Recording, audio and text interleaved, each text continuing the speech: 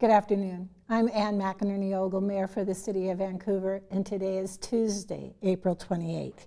Thank you to Alex and Judy, our American Sign Language interpreters. Yesterday, Governor Inslee announced that Washington will partially reopen outdoor recreation activities.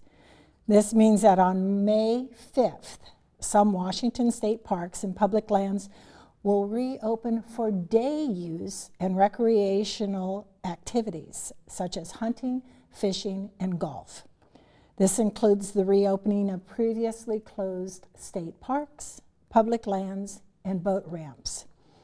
Again, those outdoor recreational activities include recreational fishing, hunting, and golf. Some golf. You'll want to watch the website for that information.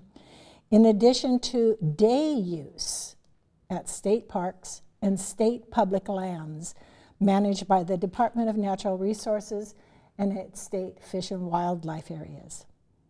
The governor did acknowledge the importance of outdoor recreation for our physical and mental health, but emphasized that if we see a sharp increase in the number of people getting sick, or if people are not following physical distancing precautions, those openings will be scaled back again. As a reminder, all City of Vancouver parks and trails, with the exception of Wintler Park, remain open. But the organized recreational areas, such as the playgrounds, barbecues, and tennis courts, remain closed. Remember to maintain at least 6 feet of space between yourself and people from other households at all times when visiting any outdoor recreational sites. Considering the many negative effects of isolation during the pandemic, it's important to know that there is help and services available. If you are a senior, a person who is differently abled, or getting out of the house for necessities is challenging or not possible at this time, there are several services and delivery options to help. The Area Agency on Aging and Disabilities of Southwest Washington has developed a list of homebound resources, including local grocery store and pharmaceutical deliveries, food assistance programs, and specific store hours for seniors and those with disabilities. If you are homebound and need mental health support, please call Clark County's 24/7 crisis hotline. We have a full list of resources available on the city's website. I want to make sure you're aware that the CDC has expanded its list of symptoms for COVID-19. First of all, remember that the emergency warning signs for COVID-19 are trouble breathing, persistent pain or pressure in the chest, confusion, and bluish lips or face. People with any of these symptoms should seek medical attention immediately.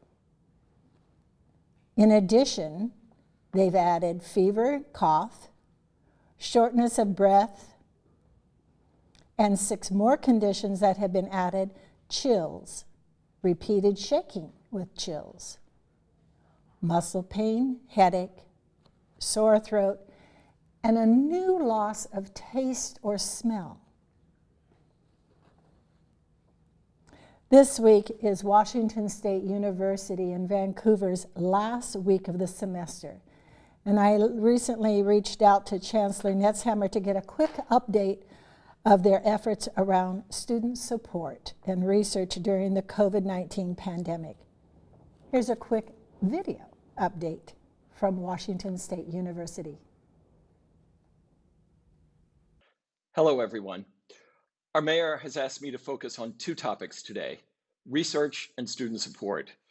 Just a reminder that our faculty had to pivot their teaching and research to online with barely a week's notice about 6 weeks ago now.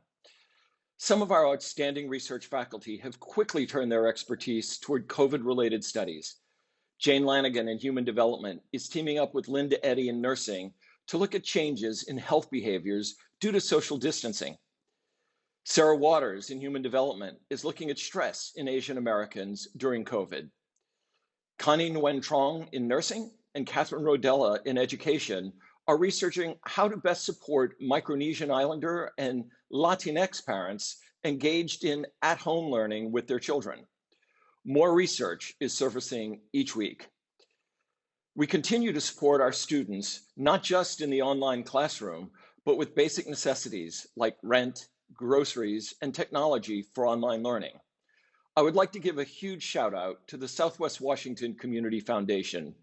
Their $85,000 gift has provided emergency funds and transformed our ability to support our students.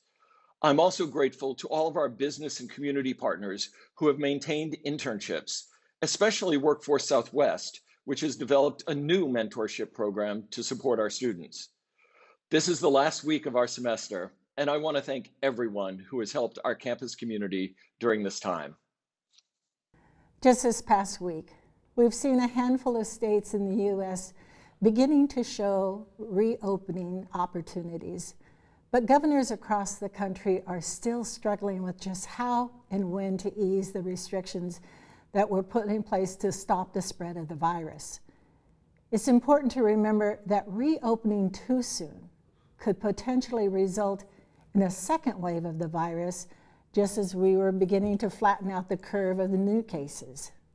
So, we must continue to have patience as we wait for the plan for reopening Washington State in the safest and most effective manner.